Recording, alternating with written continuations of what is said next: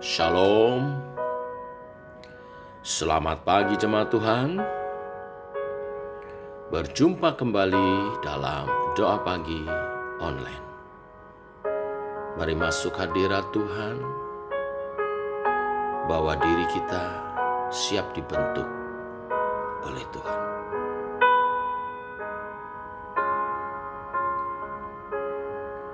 Bagaikan bejana siap dibentuk, demikian hidupku di tangan-Mu. Dengan urapan kuasa Roh-Mu, ku dibaharui selalu. Jadikan ku Allah dalam rumah-Mu, inilah hidupku di tangan-Mu. Bentuklah seturut kehendak-Mu, pakailah sesuai rencana-Mu.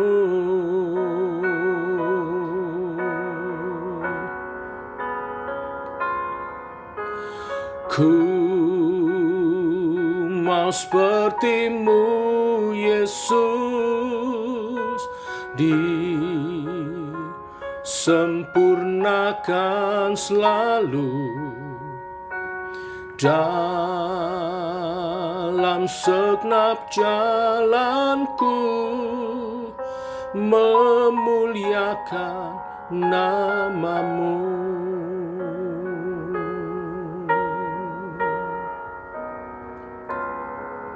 Jadikan ku Allah dalam rumah-Mu, inilah hidupku di tangan-Mu. Bentuklah seturut kehendak-Mu, pakailah sesuai rencana-Mu.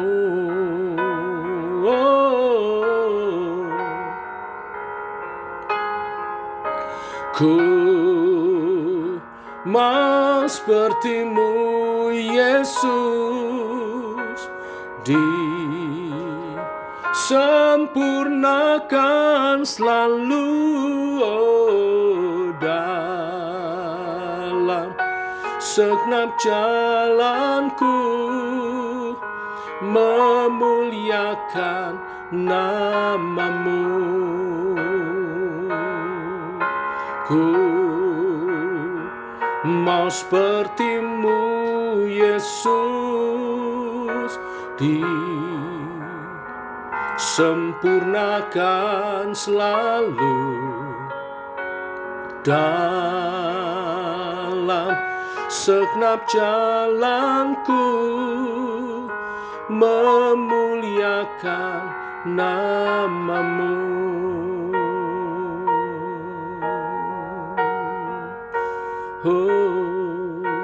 Memuliakan nama-Mu Tuhan di segenap hidupku.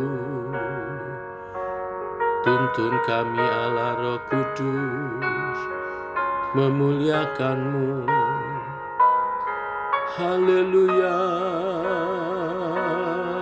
haleluya. Shirapa-papa-dapa-yata-siralaman. Ini hidup kami Tuhan, bencana-Mu. Ku mau seperti-Mu, Yesus, disempurnakan selalu dalam segenap jalanku, memuliakan nama-Mu.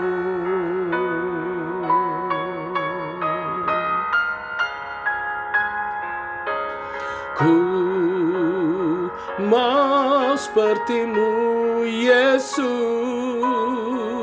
disempurnakan sempurnakan selalu dalam segenap jalanku, memuliakan namamu, memuliakan namamu, memuliakan namamu.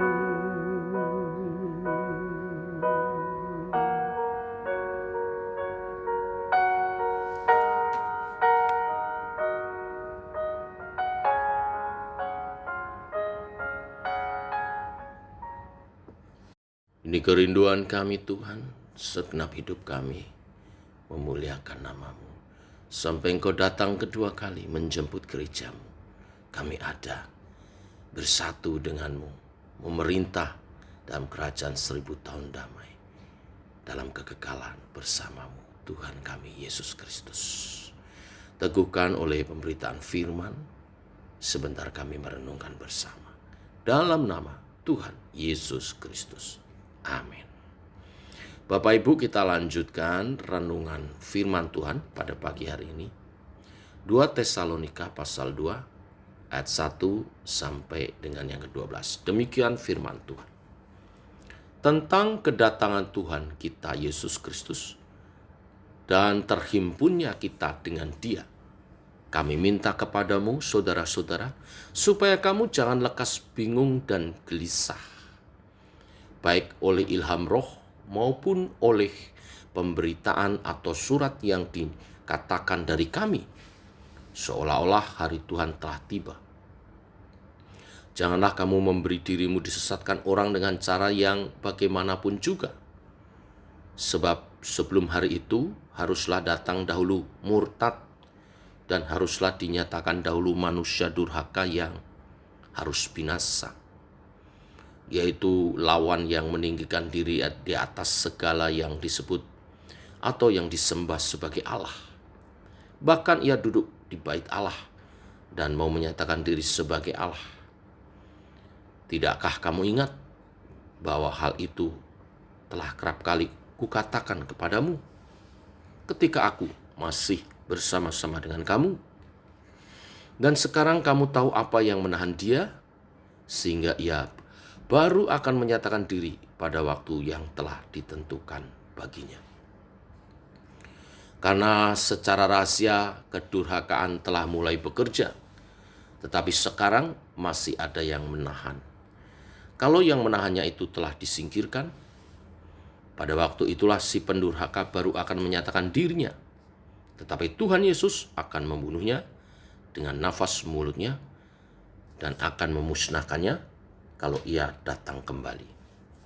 Kedatangan si pendurhaka itu adalah pekerjaan iblis dan akan disertai rupa-rupa perbuatan ajaib, tanda-tanda dan mujizat-mujizat palsu, dengan rupa-rupa tipu daya jahat terhadap orang-orang yang harus binasa karena mereka tidak menerima dan mengasihi kebenaran yang dapat menyelamatkan mereka.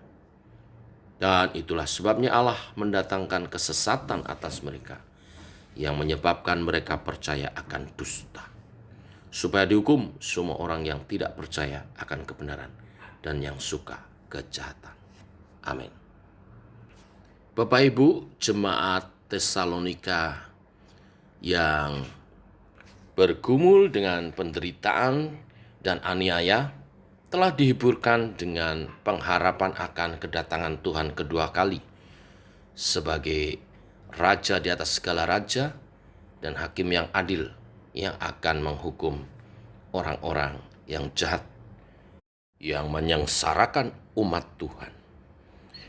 Nah, sekarang dalam pengharapan itu mereka mengalami kebingungan oleh beberapa pengajar yang mengajarkan tentang hari kedatangan Tuhan itu seakan-akan segera akan tiba. Terlebih mereka mengatasnamakan oleh ilham roh, memberitakan seolah-olah hari Tuhan telah tiba. Rasul Paulus menasihatkan kepada jemaat di Tesalonika agar berwaspada dan jangan memberi diri disesatkan oleh orang dengan cara bagaimanapun juga. Tentang hari kedatangan Tuhan kedua kali akan didahului dengan munculnya manusia durhaka atau pendurhaka atau yang sering kita kenal dengan istilah antikris, yang akan membawa pemurtatan yang luar biasa. Di ayat 9 dikatakan kedatangan si pendurhaka adalah pekerjaan iblis, di mana disertai dengan rupa-rupa perbuatan ajaib, tanda-tanda, dan mujizat-mujizat palsu. Oleh sebab itu kita hati-hati dengan penampakan mujizat semacam kelihatannya rohani, tetapi hati-hati. Pemurtatan besar-besaran akan terjadi. Tetapi sebelum itu semua terjadi, kita terlebih dahulu akan diangkat. Kita akan mengalami rapture, diubah dalam sekejap dalam tubuh kemuliaan, berjumpa dengan Yesus di udara. Ya, ayat 6 mengatakan, dan sekarang kamu tahu apa yang menahan dia ini pendurhaka antikris, sehingga ia baru akan menyatakan diri pada waktu yang telah ditentukan baginya. Karena ayat 7, secara rahasia kedurhakaan telah mulai bekerja, tetapi sekarang masih ada yang menahan. Siapa yang menahan? Roh Kudus melalui gereja Tuhan, orang-orang kudusnya. Kalau yang menahannya itu telah disingkirkan, artinya gereja Tuhan telah diangkat, pada waktu itulah si pendurhaka baru akan menyatakan dirinya. Jadi Bapak Ibu Saudara sekalian, sebagaimana nasihat Rasul Paulus kepada jemaat di Tesalonika, yang terpenting di sini adalah kita mempersiapkan diri untuk menjadi umat yang kudus yang siap diangkat. Maka kapanpun kedatangan Tuhan itu tidak akan menjadi masalah. Karena sebelum pendurhaka itu berkuasa, antikris berkuasa, gereja Tuhan yang kudus diangkat terlebih dahulu. Kita bertemu Yesus di udara dalam pernikahan anak domba, menerima anugerah mahkota untuk setiap perjuangan iman yang kita lakukan bagi Tuhan. Pesannya sama pagi hari ini kepada jemaat di Tesalonika, juga kepada kita. Jangan bingung dan gelisah. Jangan sekali-kali memberi diri disesatkan dengan cara bagaimanapun juga. Perteguh iman percaya dalam doa, pujian penyembahan, dan belajar firman Tuhan. Mari datang setiap hari Kamis, ada malam doa, pujian penyembahan. Mulai Kamis ini, malam doa, pujian, dan penyembahan nanti malam. Ya. Jadi formatnya dirubah Bapak Ibu, bukan Bible study dan doa malam, tetapi malam doa, pujian, dan penyembahan. Kita lebih banyak berdoa, memuji menyembah Tuhan. Tetap ada firman Tuhan untuk mendasari doa-doa kita. Setelah kita memuji menyembah Tuhan, dalam hadirat Tuhan kita berdoa buat yang sakit, supaya Tuhan beri kesembuhan. Kita berdoa untuk yang lemah supaya Tuhan beri kekuatan iman. Kita berdoa untuk segala pergumulan kehidupan kita, usaha pekerjaan ekonomi kita, supaya Tuhan berkati, bukakan jalan, terobosan-terobosan baru. Kita berdoa untuk masa depan anak-anak kita, studi mereka. Mari kita datang ke hadirat Tuhan. Naikkan doa-doa dalam pujian penyembahan yang didasari kebenaran firman. Setiap Kamis, ini salah satu cara berjaga-jaga dan membangun diri sebagai umat yang kudus, yang siap menyongsong kedatangan Tuhan kedua kali. Selain itu, setiap Sabtu jam 5 sore ada latihan paduan suara dan juga latihan musik untuk melatih kebiasaan gaya hidup yang baru sebagai umat Tuhan. Kelak kita di surga bersama Tuhan Yesus, pekerjaan utama kita adalah memuji Tuhan. Biasakan diri memuji Tuhan. Ya, datang kembali latihan paduan suara dan juga latihan musik pujian. Tuhan memberkati. Mari kita berdoa. Bapa, kami mengucap syukur oleh kasih dan anugerah Tuhan. Pagi hari ini kami diteguhkan oleh pemberitaan firman Tuhan. Kami tidak perlu bingung dan gelisah tentang hari kedatangan Tuhan. Karena hari kedatangan Tuhan adalah hari kemuliaan bagi orang percaya. Yang terpenting adalah kami menyiapkan diri dalam iman percaya, mengerjakan keselamatan kami, bertumbuh dan berbuah lebat bagi Kristus. Kami melatih diri kami, hidup di dalam hadirat Tuhan, dalam pujian penyembahan, dan makin mengenal-Mu melalui kebenaran-kebenaran firman-Mu. Berkati kegiatan-kegiatan program-program gereja yang disiapkan untuk melatih umat Tuhan bertumbuh dalam iman percaya dan bertumbuh berbuah lebat bagi kemuliaan nama Tuhan, dan dipersiapkan sebagai umat yang kudus yang siap menanti kedatangan Tuhan.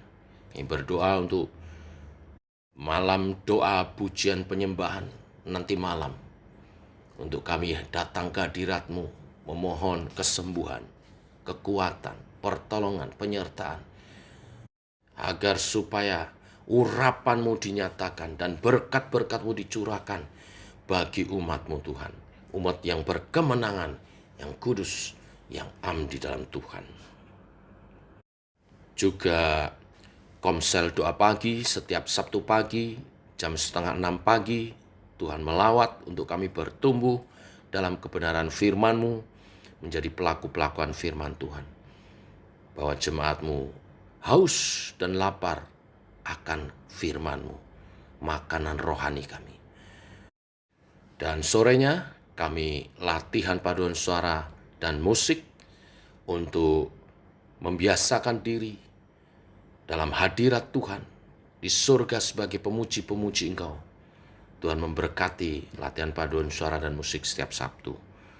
Dan hari Minggu ibadah raya kami, ibadah 1 dan ibadah kedua, yud Tuhan juga melawat menjadi pesta rohani untuk Tuhan berfirman, untuk kami rayakan kemenangan-kemenangan yang telah Kau nyatakan di hari-hari umat-Mu.